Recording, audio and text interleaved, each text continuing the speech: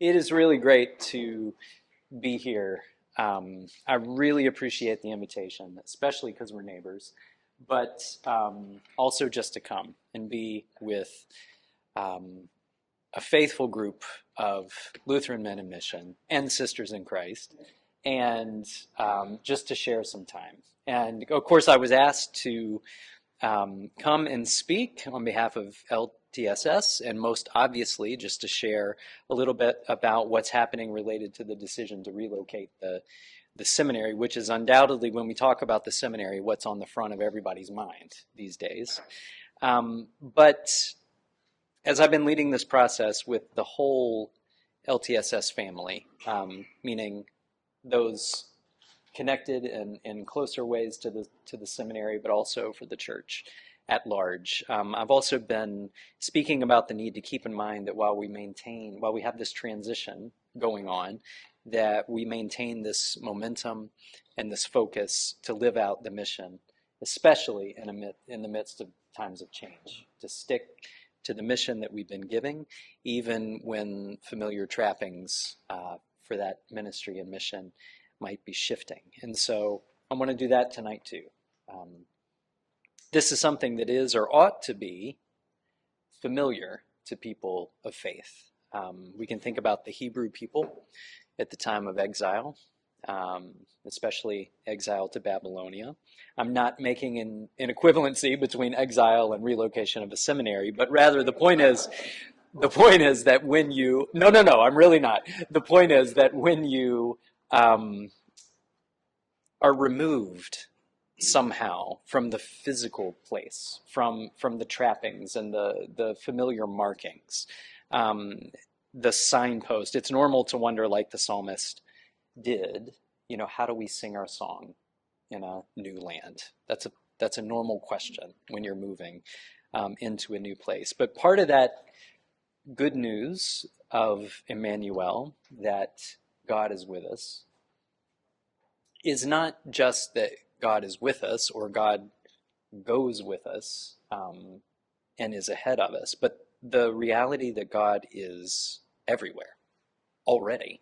Every place is holy ground. We just have to take off our sandals and realize it and bed down like Jeremiah urges them to plant your vineyards, make your homes, raise your children, teach the faith. And that's what we're going to do. So as I'll share later, you can think of this about sort of two parts. This move is actually to ensure that the mission of LTSS will continue and will be sustained in the future. So I want to stay on that track about the mission of LTSS for the first part of my comments here. We'll get to the relocation in the second part. But our mission as an ELCA seminary engaged in theological education and formation. And I say that because, in part, that's what, of course, brought me to this position and really was the reason for saying yes to this call to serve at this time as rector and dean of the seminary.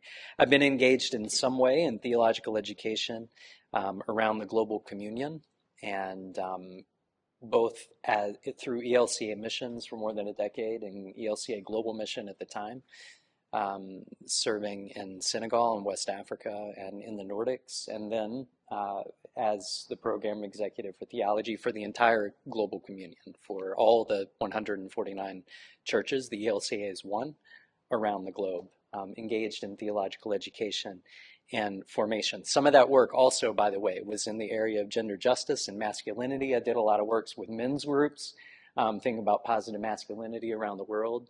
So if you have another invitation down the road for that theme, I'll come back for that too. That'd be great. But it's theological education, right, to focus on tonight. And that's why I wanted to start with this picture. It's a picture from when I was serving in Senegal, in West Africa. It's a Francophone country. I was there to serve with the Lutheran Church of Senegal to help them set up their seminary, basically. Senegal is a Muslim country, 90% Muslim, and Christians are a very small minority in the country. And Lutherans are a smaller minority of that. And so we serve there with, people of multiple faiths. And this picture is actually my oldest son, who's 21 now, but that's him when he was quite a bit younger, eating around the bowl with our friend, Nene Gaggio is her name. And this is the way that, you eat in Senegal in West Africa, sitting on the floor around the bowl. And the oldest generation, I don't say how old Nene was, but she is of the oldest generation, always eats with the youngest generation. So people who are in the middle, we go off and solve the problems of the world and I don't know what. And the oldest generation eats with the youngest in order to take the time to tell stories, to pass on wisdom. Thank you for wisdom earlier. To pass on wisdom. And there is a name for this in Wolof. It's a Francophone country. Everything we did was in French, but the local language was in Wolof. And that word is nitkujam. And what it means is forming people of peace. And that's the Wolof word for education. When teachers get together and you learn education and pedagogy, when you say education, you say this phrase, nitkujam, nitkujam. You're forming people of peace. And it's the whole idea that in education, education is one aspect, but the formation is another. And that's significant for me because there's a lot of ways to do theological education, but in seminaries particularly, we're talking about two different things. We're talking about education and we're talking about formation. So there's information passed here, right? There's stories, there's language, there's culture, but it's the experience of the intergenerational fellowship here, right? Which is something to learn in our churches as well. I know we're celebrating, of course, all of our youth, getting together right now across the country, but the way that intergenerational community happens, it's not just information we have to pass on about faith and life, but it's the way it's done. It's the formation. In seminary, we are a graduate school of a Lutheran university. There's lots to teach. We were talking about coming in and, learning Greek and languages and theological methodology and just, there's a lot of information that we want our leaders of the church to have. But as a seminary, different from just a graduate school in religion or theology, it's about the formation of leaders because we want leaders coming out that have that experience of what it takes to form community, right? In parishes, in real communities where we are.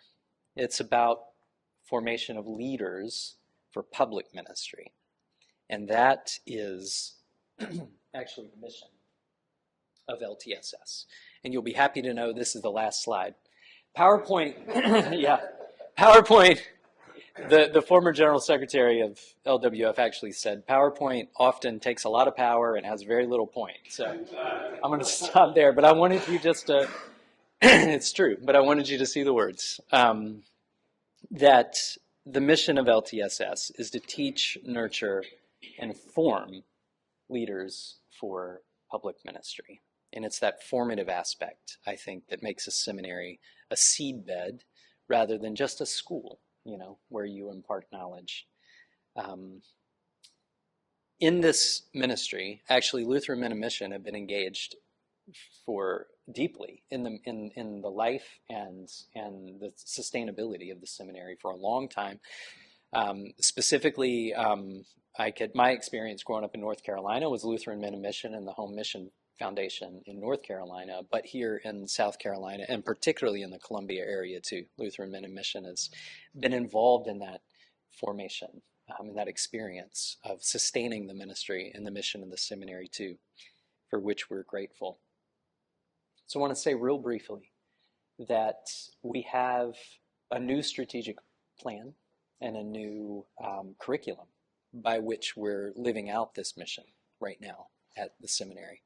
And there's 4 points. The first is about innovative teaching and learning. And as you can imagine, there's a lot of new kind of innovations in pedagogy and how we teach. A lot of it has to do with online teaching and being connected globally, being able to bring people in from the churches all over the world, from experts working in the fields and on the ground for advocacy and diaconal work and social services and humanitarian sector and everything else that we're able to sort of incorporate. But actually, you might be interested to know that we have a new curriculum itself that was just accredited by the Association of Theological Schools for 10 years. That's the most they can accredit a program. And that tells you how much confidence they have in it. Right? If they don't have that much confidence, they'll say 5 or 2, and you need to work on this. But we have a 10-year accreditation on this new curriculum. Part of it is expanding our MDiv program, but also the master's programs that we offer. We have 3 tracks now. One is for ELCA deacons, specifically for a deacon track within the ELCA. One is within congregational ministries in general, and the other is for Methodist studies, because we are accredited to also teach, nurture, and form public leaders for ministry for the United Methodist Church as well, which is quite a unique thing. We also have started what is called new Explore courses. And this one, I want to start getting the information out there to as many people as we can. They are half courses, 1-hour courses, half semester, that are on interesting topics that don't normally fall within kind of a standard curriculum. And we're able to teach those shorter courses within a semester on these kind of cutting edge topics that come up. We had a recent one this last year on the land and its inhabitants, looking at indigeneity, looking specifically at this land in relationships to native peoples right here, and having our students engaged in learning what that means and how we can lean into that as a church. These courses are actually open. We opened them first to alumni last year and now to everybody. So any of you can audit any of these Explore courses if you see one that's an interesting topic that you just want to know more and jump in. This is something we're opening up to the public. And that relates also to kind of expanding our lifelong learning program. So we just hired a new director, and the idea here is to really open up more of an engagement between our faculty and the church, to maybe do things like this.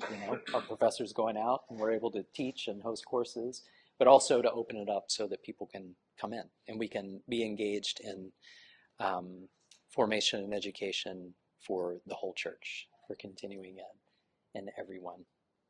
Theological education, by the way, is a lowercase t and e that belongs to the church from baptism to burial. And seminaries are doing something very specific, right, in that church's call to theological education. I want to say that every chance I get, because the theological education that happens here with our children and with our adults, it's every bit as important. It's different and it's differentiated, but we're all called to this task.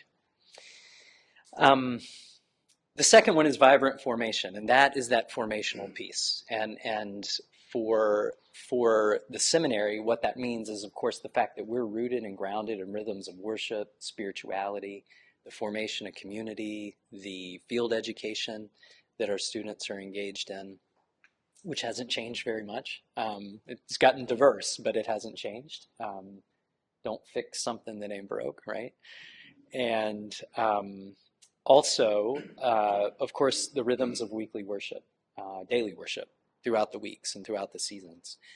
But one of the new experiences that we have is called First Week.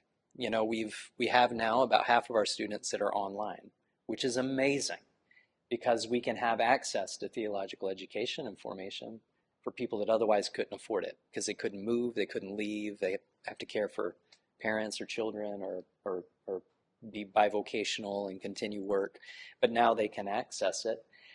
But the problem there is you don't want 2 communities, right? So the first week of every semester, we have everybody come in, those that are in residence, those that are online, and have an experience of community formation so that when they go back to their homes, then you can sustain that, right? It's hard to create community online, but you can sustain it online. You can continue it, which is very interesting.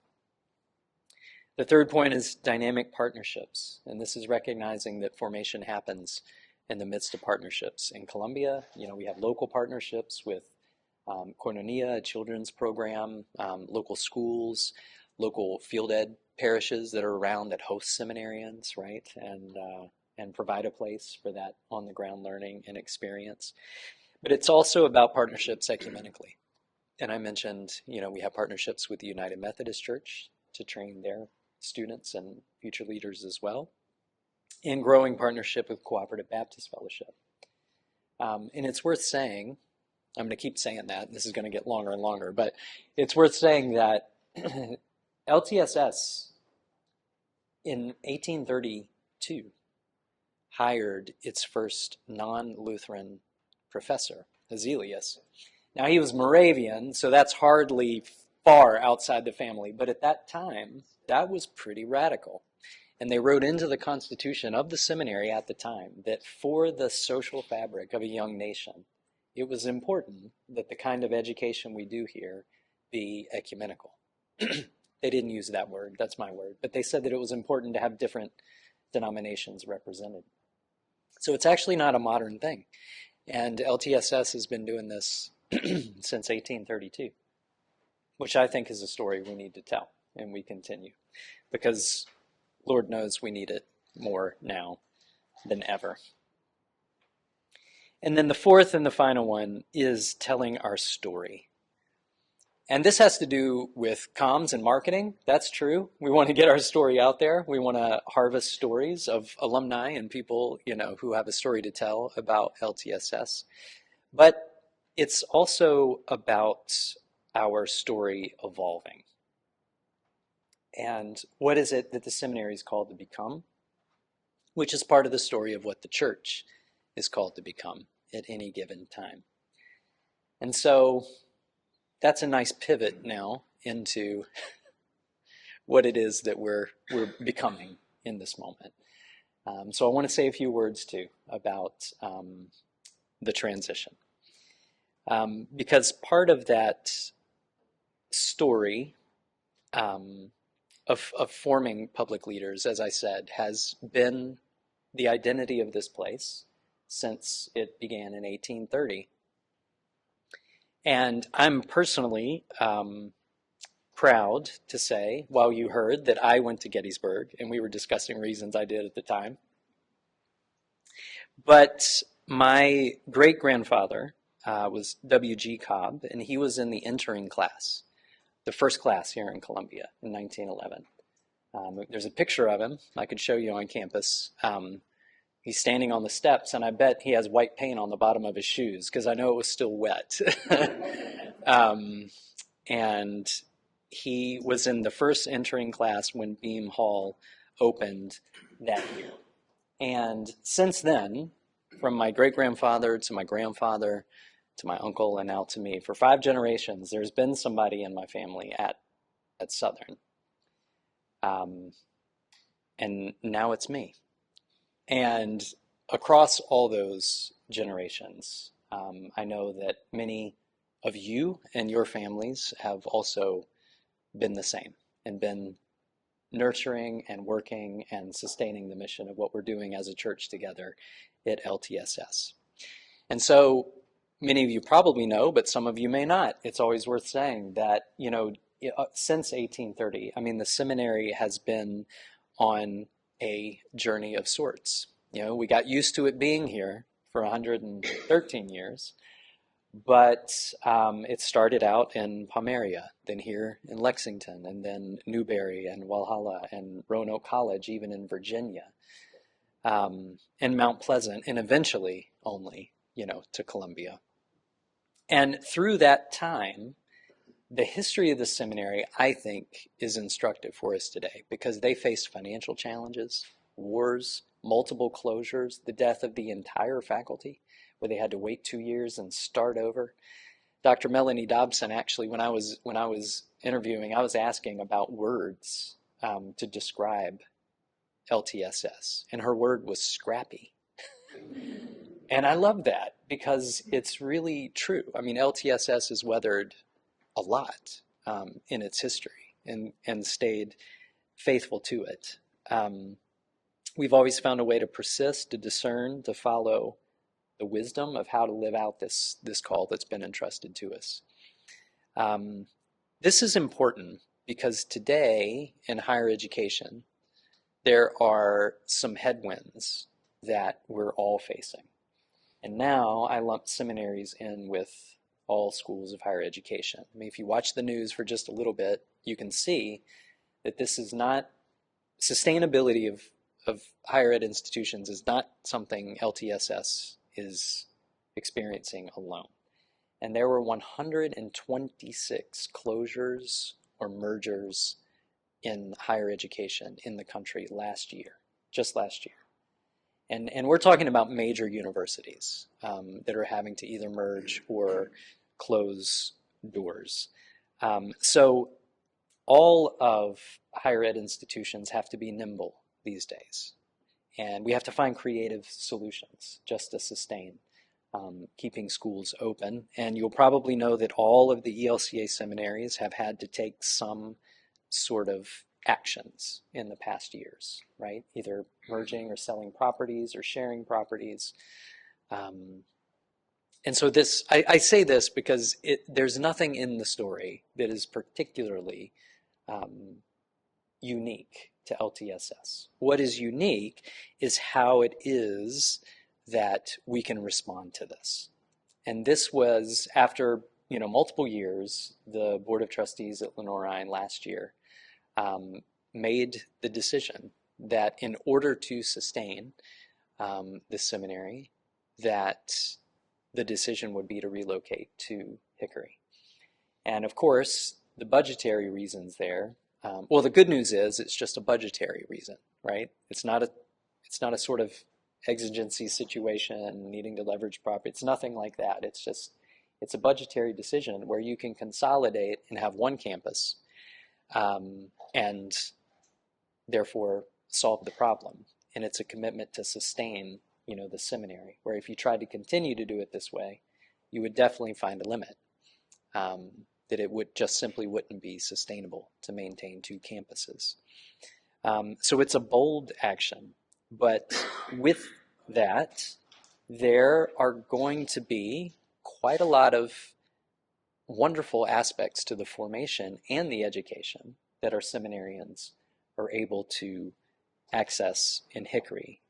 Those preparing for ministry are going to have more access to courses related to what it means to do ministry today, Spanish language training, for example, access to business and counseling, environmental and health science courses, across the different disciplines that are there in the different colleges of the Norine.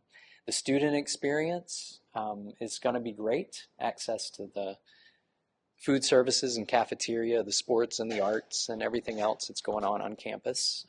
If you haven't had a chance to get to Lenorine, it's a short drive up there. And being an ELCA school, a Lutheran school itself, we're going to be able to create some new pipelines. That's the hope for those that are discerning a call to ministry, those that want to take a route, through undergrad into seminary.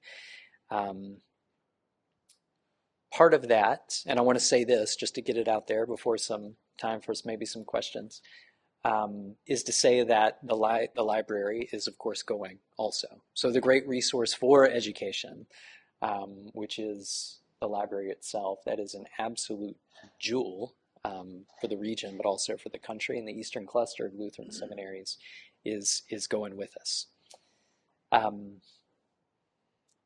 That having been said, I want to say this too, that we fully embrace that there's hope, but there's also sorrow, right? There's grief.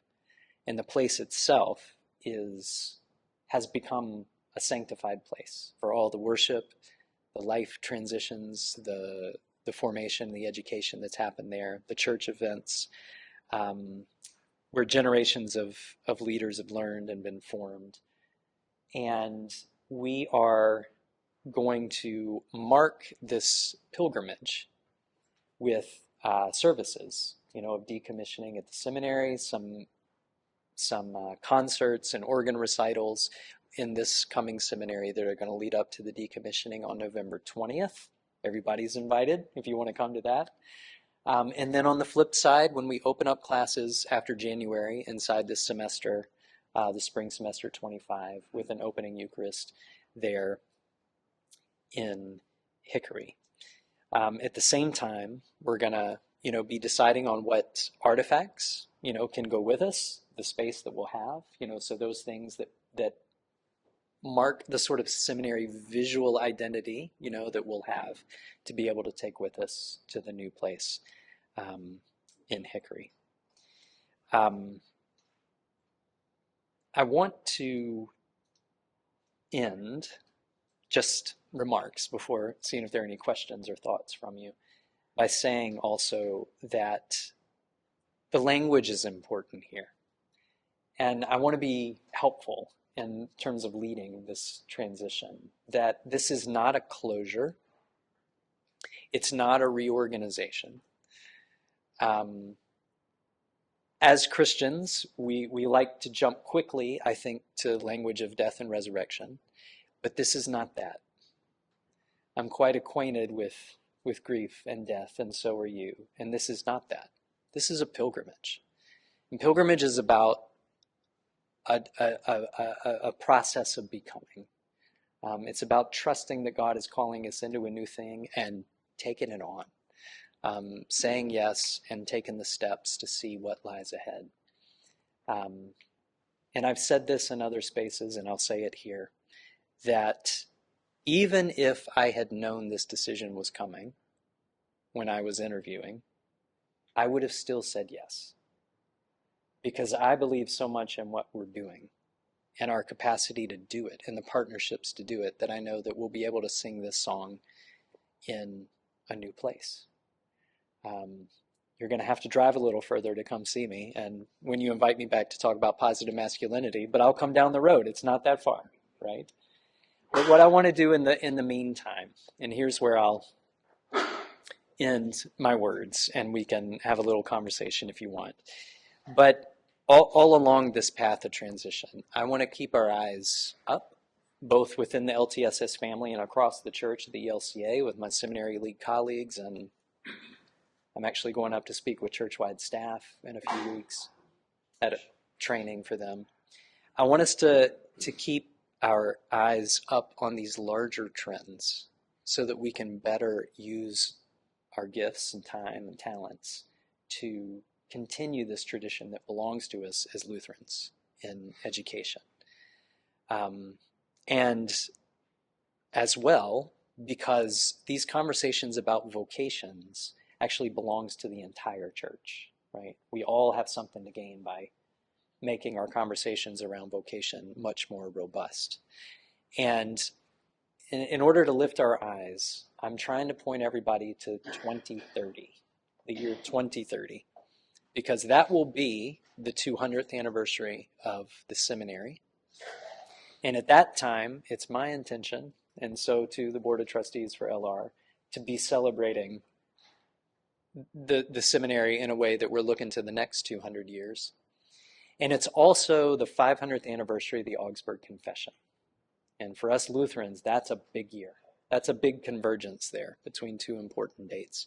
And that's going to get us back to thinking about the genius of what is the Lutheran tradition and what it is we have to offer to the world today. And that's definitely the doctrine of justification by grace through faith. But it's also this nexus between faith, the academy, and public space, and the capacity to be a church that brings those realms together for the sake of living out the gospel and seeing how it works and how it speaks in the world today. And this relationship, to Lenore University as an ELCA college, a university out of the Lutheran tradition, I think we're going to be more able to fulfill this strategic plan, to live into it in a sustainable way. It's really going to be what I hope and see is kind of a flagship among the whole ELCA system of seminaries. This particular thing has not been done. There's been, mergers with Trinity and CLU and PLTS, but what we're about to do is something new. And I think that the Spirit is going to do an amazing thing here. And so I'm happy for us as a church, as a seminary. I'm grateful to come and just share a word with you tonight, and happy to take any questions about life and ministry, not just about the seminary. That can be a little boring, but anything you want to ask about. Thank you so much, friends, very much.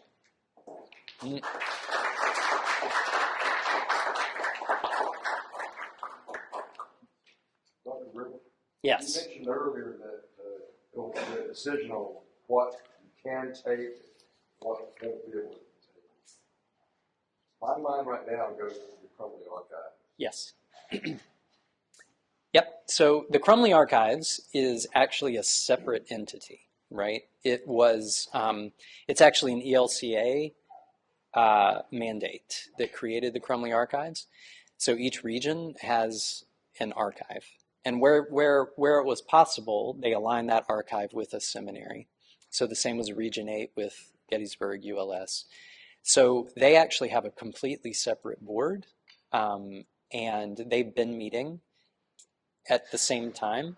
I'll say this very briefly. We've created a transition process where we have what we're calling transition tables, gathering people around these big questions and those constituencies that need to have input into those decisions. The Crumley Archives has its own because they are their own board, and they're doing that in conversation with these other tables that are working on questions of property and artifacts. So that's a complex one, and they'll have to speak for themselves, but of course I'm relating, and the hope is, of course, that they'll stay here. Yes. South Carolina being who has hosted the Crumley Archives for so long, but also it's very central to the region. It's very helpful. But so then the question becomes, what will become of the actual campus itself, which is another ongoing conversation. And when all of those pieces come together, then they'll be able to make the best decision of where to house the archives itself. Mm-hmm. But you said it's only Not always. Not always. I understand it's not always. Yeah. Okay. Yeah. Well, it has been, it has been here. And that's an amazing gift, for research but again, the relationship will continue. That's no doubt. Yeah. Mm-hmm. So November 20th, you said then? That's Yes. The final commission? Yes. December 20th. November. Okay. November. We wanted to push it closer to the end of the semester, but in order to get the people we wanted to get here, that was these things are practical somehow too. Well, that's the last question. I got lots. Go for it. What about the students and faculty? Yes. The faculty is all continuing, which is great. Doesn't have to be. Yes and no. There's some contractual, we're working out. It's, of course, an employer, well, they could, but no university can actually require where you live. You just have to be able to do the job, right? So this is part of the contractual discussions that we're carrying out with individual faculty. But the students, and this is important because in terms of the accreditation process, have to, changes such as this can't adversely affect the students' capacity to finish the program that they started. So you have to create what's called a teach-out program for all of your students to make sure they can see the program through. So for those students coming in now, this is not an issue. They know the seminary is going to be in Hickory, and that's where they go.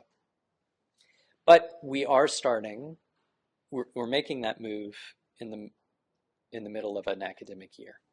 And there are reasons for that, also with accreditation and timing. That's complicated that we had to do it then. But what that means is we actually created a 4-part teach-out plan which is designed to make sure we meet everybody's needs without putting a hardship on them.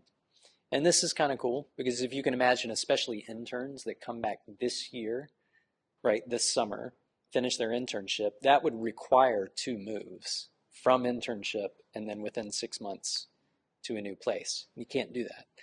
So what we have are 4 modalities. They can make a choice. One is to be full-time throughout the entire academic year in Columbia. So they'll stay, which means in residence the first semester, online or commuting second semester, or vice versa. All of our students can go ahead and begin in Hickory in the fall, in just a month, and then be online for the first semester, and then we catch up with them second semester. Or of course, anyone can be fully online, and that doesn't affect them. And then the fourth one is you can make the move if you want. And we actually have multiple students who are choosing to do that so that you're residential the whole time. They want to come be here fall semester and then make the move in spring semester. So we have all of those contingencies, right? So that all the students can make the choice they need to for their own situation. Did it have any impact on registration for this past year? Well, the numbers are still coming in. I'd have to look at the most recent ones. I don't think it has yet. I've said this because I want to be transparent and honest. I anticipate a dip for this year, because that you can hear that as a nervous thing. I would anticipate that. But then once we can start recruiting students, into that environment next year, I would expect it to. And there's a lot of, as I was saying, there's a lot of benefits to the campus there that I think are going to be really attractive to a lot of people. But what is interesting is that the residential numbers have stayed the same. So the residential students that we have here, we have actually more who have committed to being residential in the spring semester in Hickory. That I didn't expect that. It is. Well, one of the greatest fears is that we're not having enough students go through Seminary. The first call pastors that, even when this church went into the call process, Exactly. it was spoken that we don't have anybody coming. So this is a good point because I've heard that in a lot of places, and I want to share this with you because as I spoke about those trends in higher education, right?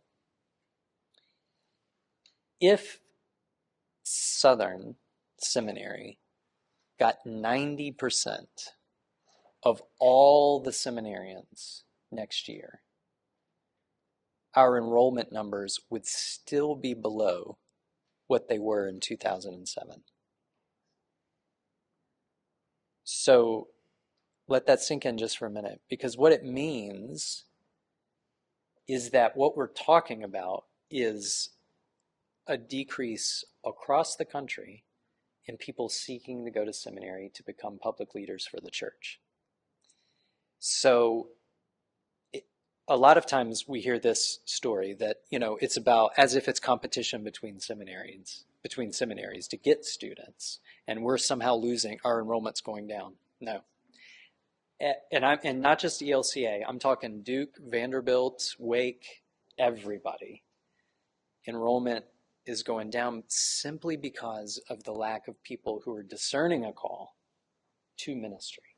And that's why I was pointing to earlier that when it comes to theological education and formation, this is a church-wide conversation, right? And we're certainly doing our part in terms of telling the story and innovating in pedagogy and trying to make sure that we're recruiting well.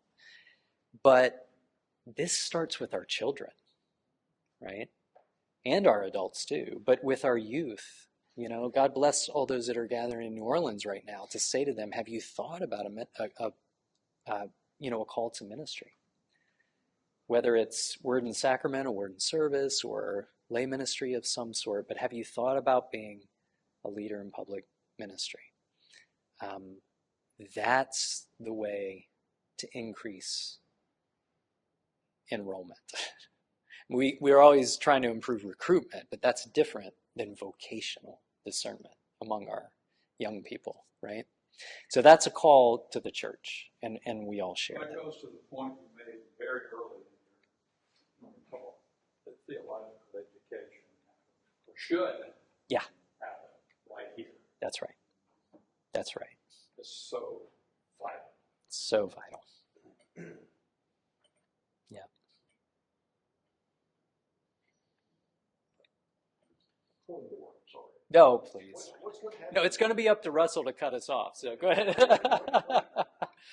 know there's a plan still in the process of what's going to happen with the campus here. Yes. Can you share anything about that? Yes, I can share that there is a process. Now, but I'm not withholding anything. The fact is that when we gathered those conversations that I was speaking about and started to gather those tables, there's sort of three categories. There are questions about people, there are questions about processes, and there's questions about property, right? And the people, of course, we're attending to first. The students, faculty, staff. Then there are processes we have to attend to. You have to make sure you're doing everything, within legal constructs, fiduciary responsibilities, accreditation, et cetera, gathering, as many gifted, smart people around those tables as you can. And then the third one is about property. And to be honest, that's the last one, right? And that goes back to what I said earlier, that remember, I hope this gives you confidence. There's no sort of financial crisis here that would require, quickly leveraging property or anything like that. So what that allows us to do is take our time and try to make sure that whatever happens to the property here relates to the legacy of what the seminary has been.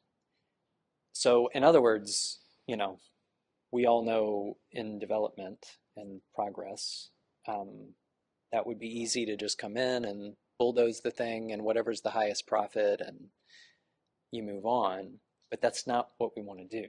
And we want to take our time. And so we're gathering, that's a constellation from, of course, city planners, the mayor's office, former staff and faculty now in the seminary, community partners, to try to make sure that the decision that is ultimately made somehow continues, let's say, in the ethos of the legacy of the seminary, at least. So that's just now getting started in earnest, let's say. We've been talking about it, of course, for a while, but yeah.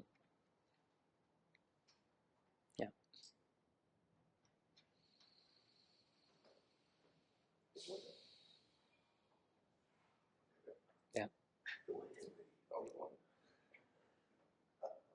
Hey, now's your chance. Yeah. Yeah. Well, I can always go back to the world. Yeah. Poor Mary's got to go back to work. Mhm. You're going to have to go back to work, it sounds like. So I guess I will. I do glad that you're a resource for the masculinity. That's been kind of in the back of my mind for a topic. Yes. So maybe give me another call. I'd be happy to. Be absolutely happy to. Absolutely. And actually, that's a good place. If you feel like, questions are winding down, I don't want to,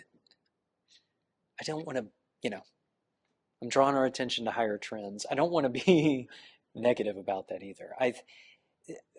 In terms of the rest of the mission that we have to attend to, the exciting things that we have to talk about, that we have to talk about, in terms of being the church today. It's such an exciting time.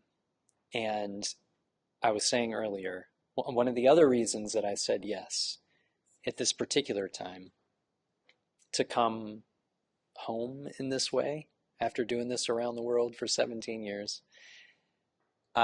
is the faculty that we have right now. And it's exciting.